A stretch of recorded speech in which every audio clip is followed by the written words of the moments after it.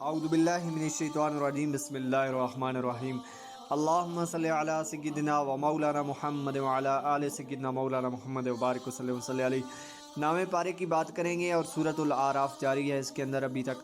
اس پارے کی شروع میں قوم شعیب کے سرکش سرداروں کی اس دھمکی کا ذکر ہے کہ اے شعیب ہمارے دین کی طرف پلٹ آؤ ورنہ ہم تمہیں اور تمہارے پیروکاروں کو جلا وطن کر دیں گے۔ شعیب علیہ السلام نے اللہ سے التجا کی رب تعالیٰ سے کہ اے اللہ ہمارے اور ہماری قوم کے درمیان حق کے ساتھ فیصلہ فرما دے، پھر ان پر قوم سمود کی طرح عذاب نازل ہو اور وہ ایسے نیست و نابود ہوئے کہ جیسے کچھ تھا ہی نہیں۔ آیت نمبر 94 میں فرمایا نبی کو جٹلانے کے بعد فوراً اس قوم کو تباہ نہیں کیا گیا بلکہ پہلے ان کو سختی اور تکلیف پھر انعام و اکرام سے آزمایا گیا۔ جب ہر حال میں کفر پر ڈٹے رہے تو پھر ان کو تباہ کیا گیا۔ آیت نمبر 96 میں اللہ تعالیٰ نے فرمایا اگر ان بستیوں والے ایمان لائے ہوتے، تقوی کو اختیار کیا ہوتا تو ہم انہیں زمین و آسمان کی نعمت فراوانی سے عطا کرتے، لیکن حق کو جٹلانے کے سبب وہ انجام بد سے دوچار ہوئی۔ ان بستی والوں کو اس سے بے پرواہ نہیں ہونا چاہیے تھا کہ ان پر ہمارا عذاب رات کو سوتے میں یا دن کو چڑھتے ہوئے آ سکتا ہے۔ آیت نمبر 103 سے 129 تک حضرت موسیٰ علیہ السلام کی بعثت، فرعون اور اس کے پیروکاروں کا ذکر ہے۔ موسیٰ علیہ السلام نے ان کو دعوت حق دی اور کہا کہ میں تمہارے پاس واضح نشانی لایا ہوں اور بنی اسرائیل کو میرے ساتھ بھیج دو۔ فرعون نے معجزات پیش کرنے کے لیے کہا۔ حضرت موسیٰ علیہ السلام نے اپنا عصا زمین پر ڈالا، ایک واضح اژدہا بن گیا۔ اپنا ہاتھ گریبان سے نکالا تو وہ دیکھنے والوں کے روشن ہو گیا۔ فرعون کے سرداروں نے حق کو قبول کرنے کی بجائے اسے جادو قرار دیا اور کہا کہ یہ تمہارے اپنے ملک سے نکالنا چاہتا ہے۔ انہوں نے کہا کہ اس معاملے کو ذرا ڈھیل دو اور جادوگروں کو جمع کرو۔ جادوگر آئے۔ انہوں نے فرعون سے کہا کہ اگر ہم غالب آ گئے تو ہمارا انعام کیا ہوگا؟ اس نے کہا تم ہمارے مقربین میں سے ہو جاؤ گے۔ جادوگروں نے موسیٰ علیہ السلام سے کہا کہ آپ پہل کریں گے یا ہم کریں؟ موسیٰ علیہ السلام نے کہا کہ تم پہل کرو۔ جب جادوگروں نے اپنی رسیاں زمین پر ڈال دی تو لوگوں کی نگاہوں کو سحر زدہ کر دیا اور انہیں ڈرا دیا، تو انہوں نے کہا یہ تو بڑا جادو لے آئے۔ اللہ نے موسیٰ علیہ السلام کو حکم دیا کہ اپنا عصا زمین پر ڈالے۔ وہ عصا سانپ بنا، جادوگروں کی چیزوں کو نکلنے لگا۔ اس طرح معجزے کی حقانیت جادو کا بطلان ثابت ہوا اور فرعونی رسوا ہوئی۔ جادوگر سجدے میں گر پڑے، اللہ پر ایمان لے آئے۔ فرعون نے دھمکی دی میری اجازت کے بغیر تم ایمان لے آئے، میں تمہارے ہاتھ پاؤں مخالف سمت سے کاٹ دوں گا، تمہیں سیلی چڑھاؤں گا۔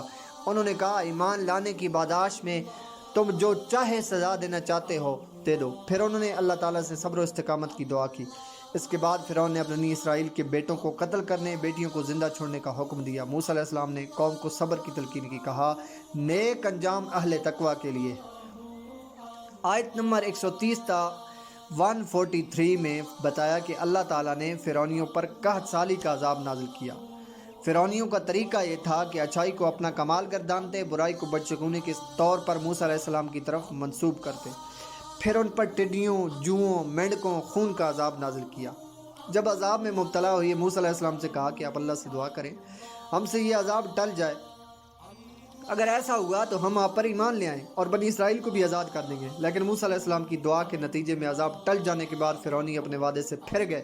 اللہ نے بھی انہیں سمندر میں غرق کر دیا۔ کمزور لوگوں کو اللہ نے مشرق و مغرب کا وارث بنا دیا اور بنی اسرائیل سے جو خیر کا وعدہ تھا وہ پورا ہوا۔ بنی اسرائیل سمندر پار کر کے ایک ایسی قوم کے پاس پہنچے جو بتوں کی پرستش کرتی تھی۔ انہوں نے موسیٰ علیہ السلام کے کہا کہ ہمارے لیے بھی ایک خدا بنا دیجیے۔ موسیٰ علیہ السلام نے فرمایا بت پرستی کرنے والے جاہل ہیں، اپنی جاہلیت کے باعث ہلاک ہونے والے ہیں۔ پھر اللہ تعالیٰ نے بنی اسرائیل پر اپنی نعمتوں کا ذکر فرمایا۔ موسیٰ علیہ السلام نے اپنی قوم میں ہارون علیہ السلام کو اپنا جانشین بنایا اور کوہ طور پر تشریف لے گئے، اور یہ 40 دن کا عرصہ تھا۔ موسیٰ علیہ السلام نے اللہ تعالیٰ سے اپنا جلوہ دکھانے کی استدعا کی، لیکن جب اللہ تعالیٰ نے بالواسطہ تجلی فرمائی تو موسیٰ علیہ السلام اس کی تاب نہ لا رہا کر بے ہوش ہو گئے اور پہاڑ ریزہ ریزہ ہو گیا۔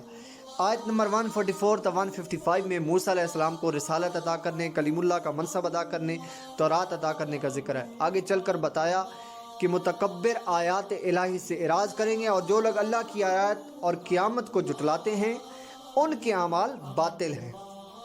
آیت نمبر 156 تا 158 میں موسیٰ علیہ السلام کی دعا کا ذکر ہے جس میں انہوں نے اپنی قوم کے لیے اللہ سے دنیا اور آخرت کی بھلائی مانگی۔ اللہ نے فرمایا یہ کامل نعمت میں ان لوگوں کو عطا کروں گا جو ایمان کے ساتھ تقوی اختیار کریں گے، زکوٰۃ دیں گے، اس عظیم نبی رسول امی کی پیروی کریں گے جس کا ذکر وہ اپنے پاس تورات اور انجیل میں لکھا ہوا پاتے ہیں، اور یہ نبی ان کو نیکی کا حکم دے گا، برائی سے روکے گا، پاکیزہ چیزوں کو ان کے لیے حلال کرے گا، ناپاک چیزوں کو حرام کرے گا، بد اعمالیوں کا بوجھ اور ان کے گلوں میں پڑے ہوئے طوق اتار دے گا۔ سو جو لوگ ان پر ایمان لائے، ان کی تعظیم و نصرت کی، نور ہدایت کی پیروی جو ان کے ساتھ نازل کیا گیا، وہی فلاح پانے والے ہیں۔ اس کے بعد رسول اللہ صلی اللہ تعالیٰ علیہ وسلم کی رسالت عامہ کا ذکر ہے۔ آیت نمبر 160 سے موسیٰ علیہ السلام کی پتھر پر ضرب سے ان کی قوم کے 12 قبیلوں کے لیے 12 چشمے جاری ہونے کے معجزے، بادل کے سایہ کرنے، من و سلوہ کے اتارنے کا بیان ہے۔ اس کے بعد اس امر کا بیان ہے کہ بنی اسرائیل کو حکم ہوا معافی مانگتے اور سجدہ کرتے ہوئے بیت المقدس میں داخل ہو جاؤ، مگر انہوں نے اس مسئلے میں بھی تحریف کی۔ مزید بتایا کہ سمندر کے کنارے ایلا نامی بستی میں انہیں ہفتے کے دن مچھلیوں کی شکار سے منع کیا گیا، مگر انہوں نے اللہ کے حکم کی نافرمانی کی، سوائے ایک گروہ کے بنی اسرائیل کے نافرمانیوں کے باعث ان کی صورتوں کو مسخ کر کے بندوں سے بندر بنا دیا گیا۔ آیت نمبر 168 167 میں یہود کے برے اعمال کے سبب ان کی جمعیت کے منتشر ہونے اور ان پر جابر لوگوں کے مسلط ہونے کا ذکر ہے، اور بعد میں آنے والی آیات ان کے برے جانشینوں کا ذکر ہے جو رشوت لیتے تھے، رد و بدل کرتے تھے، مغالطے، خود فریبی کا شکار تھے۔ آخرت کا گھر صرف متقین اور اللہ کے فرما بردار بندوں کے لیے ہے۔ پھر یہ فرمایا آیت نمبر 172 میں اس امر کا بیان ہے کہ اللہ تعالیٰ نے بنی آدم کی ارواح کو جمع کیا اور ان سے اپنی ربوبیت کا اقرار کروایا۔ اس اقرار کو عہد الست سے تعبیر کیا جاتا ہے۔ آیت نمبر 175 میں ذکر شخص کے مصداق پر علماء کا اختلاف ہے، بعض نے اسے بلم ابن باعور، بعض نے امیہ بن السلط اور بعض نے ابو عامر فاسق قرار دیا ہے۔ ان تینوں میں ایک برائی حسد قدر مشترک ہے، یہ سب علم، زہد، ریاضت والے لوگ تھے، لیکن بلم ابن باعور حضرت موسیٰ علیہ السلام سے حسد کی وجہ سے، اور امیہ بن السلط اور ابو عامر بن سیفی سرکار دو عالم صلی اللہ تعالی وسلم سے حسد کی وجہ سے کفر اختیار کر کے رائے حق سے منفرد ہو گئے۔ جب منحرف ہو گئے تو اس کے بارے میں یہ ارشاد فرمایا۔ آیت نمبر 179 میں اللہ تعالیٰ کی نعمت عقل کو قبول ہدایت کے لیے استعمال نہ کرنے والوں کو چوپایوں سے بدتر قرار دیتے ہوئے فرمایا، ان کے دل ہیں مگر وہ حق کے دلائل کو سمجھتے نہیں، ان کی آنکھیں ہیں مگر وہ آیات الہی کو دیکھتے نہیں، ان کے کان ہیں مگر وہ دعوت حق کو سنتے نہیں۔ آیت نمبر 180 میں اللہ تعالیٰ کو اسماء حسنہ کے ساتھ پکارنے کا ذکر ہے، اور 183 میں اللہ تعالیٰ کے مہلت دینے اور خفیہ تدبیر کا بیان ہے۔ آیت نمبر 168 تا 188 میں منکرین کے قیامت کے بارے میں پوچھنے، اچانک آنے کے جواب کا ذکر ہے۔ رسول اللہ صلی اللہ علیہ وسلم کو بارگاہ الوہیت میں عز و نیاز کی تعلیم دیتے ہوئے فرمایا، کہو میں اپنی ذات کے لیے خود سے کسی نفع نقصان کا مالک نہیں مگر جو اللہ چاہے، اگر میں اپنی ذات سے غیب کو جانتا تو میں از خود خیر کثیر جمع کر لیتا، مجھے کوئی تکلیف نہ پہنچتی۔ یعنی غیب کی علوم ساری نعمتیں رب ہی کی عطا سے ہیں، اور کبھی کوئی تکلیف پہنچے تو اس کی قضا و قدر سے پہنچتی ہے۔ آیت نمبر 189 تا 190 میں بتایا، تمام بنی آدم کو ایک جان آدم علیہ السلام سے پیدا کیا اور اسی سے ان کا جوڑا بھی بنایا تاکہ وہ اس سے سکون حاصل کرے، اور جب بیوی امید سے ہو تو میاں بیوی تندرست لڑکی کی دعا کرتے ہیں اور شکر ادا کرنے کا اقرار کرتے ہیں، لیکن جب اللہ ان کو عطا کرتا ہے تو یہ لوگ اس کے ساتھ شریک بنا لیتے ہیں۔ اس کے بعد والی آیات میں کفار کے معبودان باطل کی عز، کمزوریوں اور احتیاج کا ذکر ہے۔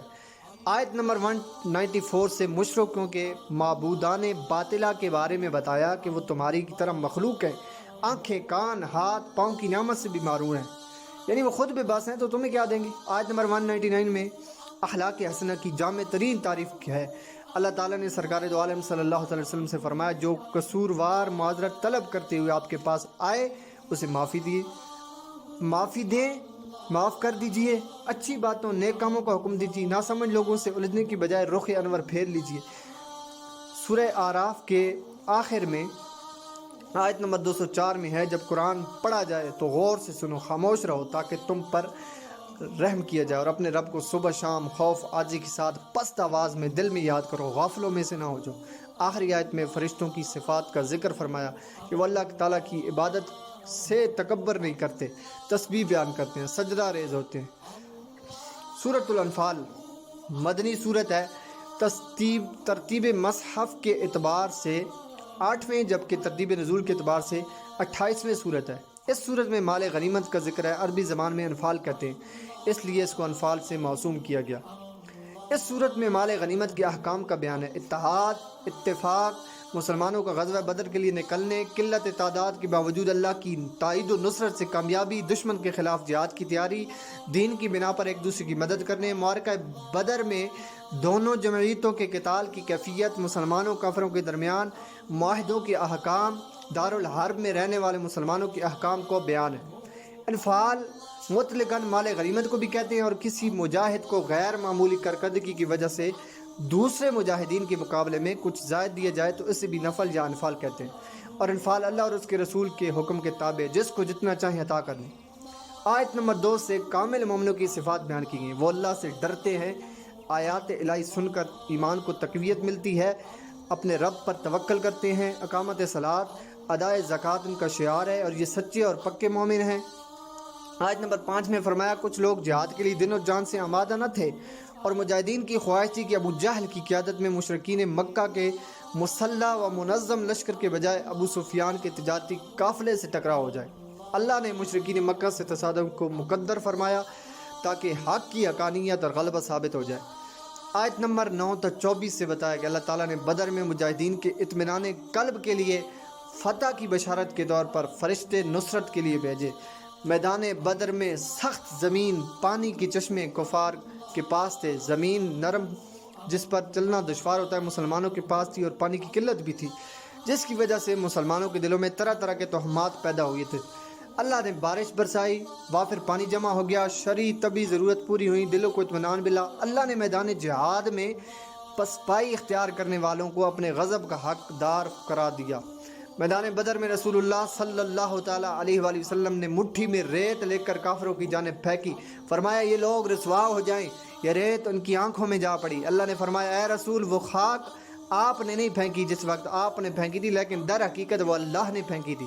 اللہ تعالیٰ نے بدر کو فیصلہ کن جنگ کرا دیا۔ مسلمانوں سے فرمایا ایمان والو، اللہ اور اس کے رسول کے بلانے پر فوراً حاضر ہو جب رسول تمہیں اس چیز کی طرف بلائیں جو تمہارے لیے حیات آفرین ہے۔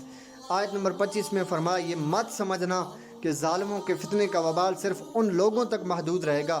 اگر امر بالمعروف نہیں انل منکر کا امر رک گیا تو باقی معاشرے کو اثرات بھگتنا ہوگے۔ آیت نمبر 26 میں ہجرت سے پہلے مسلمانوں کی بسی، بعد میں اللہ کی مدد سے مضبوط ہونے، نعمت پر شکر ادا کرنے کا بیان ہے۔ مزید فرمایا خیانت نہ کرو۔ آیت نمبر 30 میں ہجرت کے موقع پر مشرکین مکہ نے اپنے پارلیمنٹ دارالندوہ میں رسول اللہ صلی اللہ تعالیٰ علیہ وسلم کے بارے میں جو مشاورت کی، ان احوال کو بیان فرمایا۔ اور اس وقت یاد کیجئے جب کافر آپ کے خلاف سازش کر رہے تھے تاکہ آپ کو قید کرے یا معاذ اللہ قتل کرے یا جلواتن کرے، وہ اپنی سازش میں لگے ہوئے تھے۔ اللہ خفیہ تدبیر فرما رہا تھا، اللہ بہتر تدبیر فرمانے والا ہے۔ آیت نمبر 32 سے 35 میں بیان فرمایا کفار مکہ اپنی سرکشی کی وجہ سے اس طرح کے مطالبات کرتے تھے کہ اگر آپ کے پاس یہ قرآن حق ہے تو اللہ سے دعا کیجئے کہ ہم پر آسمان سے پتھر برسائے یا ہمیں دردناک عذاب دے، مگر رب نے فرمایا اور جب کہ آپ ان میں موجود ہیں اللہ ان کو عذاب استحصال نہیں دے گا، اور جب تک وہ استغفار کر رہے ہوں تو بھی اللہ ان کو عذاب نہیں دے گا۔ پھر فرمایا بیت اللہ کے پاس مشرکوں کی نماز سیٹیاں تالیاں بجانے کی صورت میں تھی، اور آگے چل کر مقصد جہاد بیان فرمایا اور ان سے جنگ کرتے رہو حتیٰ کہ کفر کا غلبہ نہ رہے اور پورا دین اللہ کا ہو جائے، اور فرمایا کہ اللہ کے راستے سے روکنے کے لیے خرچ کرنے والوں کے ہاتھ بجز حسرت کے اور کچھ نہیں آئے گا۔